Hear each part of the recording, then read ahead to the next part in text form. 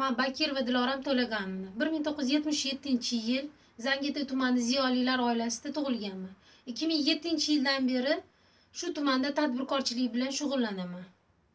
Xudo xolisa respublikamiz prezidenti nomiga munosib inson Shavkat Mirziyoyevdan yordam so'rab, men majbur bo'ldim shu video tasmani tushirishga.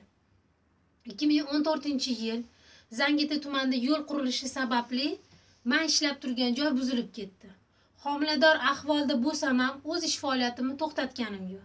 Ayollar maskani uchun tuman hokimi Sodiqjon Sobidovich Abdullayevdan joy so'rab murojaat qildim.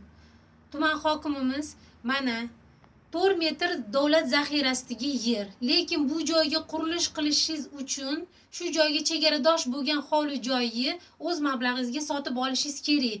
Shundagina biz sizga ayollar maskani qurilish qilishingiz uchun ruxsat beramiz deb va'da berdilar.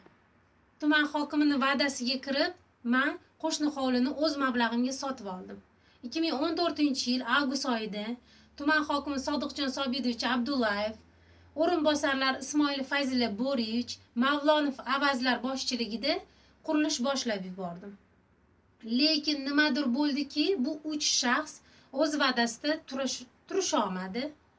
Menga kuchli bosim o'tkazib, mendan hovli joyi tortib olishga har qanaqa razil yo'llar bilan harakat qilishdi.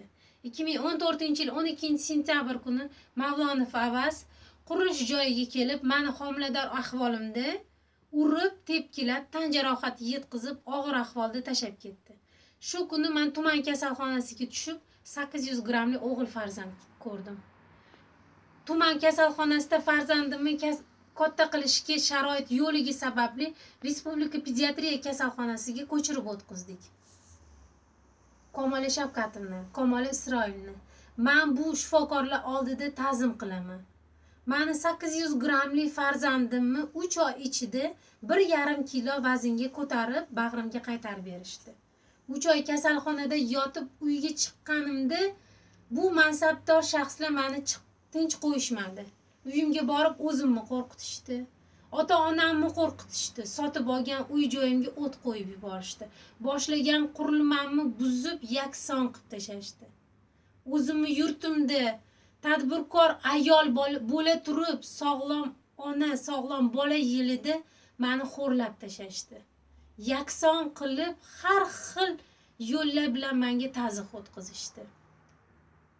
Mana bu meni 800 gram tug'ilgan o'g'il farzandim bo'ladi.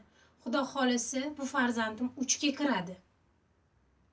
Lekin shuncha yillik ichida bormagan tashkilotlarim, yordam so'rab bormagan tashkilotlarim qolmadi. Hech qanaqasiga yordam ola olmadim. Meni birgina yo'lim Shavkat Mirziyoyev. Men sizdan yordam so'rayman. Biz tadbirkor ayollar sizni tanladik. Men sizni tanladim. Mana shu chiqazgan plakatim uchun men hokimiyat tomonidan katta tanbeh eshitdim va olib tashashdi. Shavkat Mirziyoyev, men sizdan yordam so'rayman. Tadbirkor ayollar, siz yordamingizga muhtojman. Keling, ko'ring.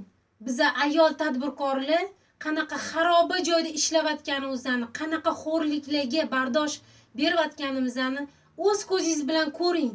Bizga yordam bering. Biz siz yordamingizga muhtoj biza.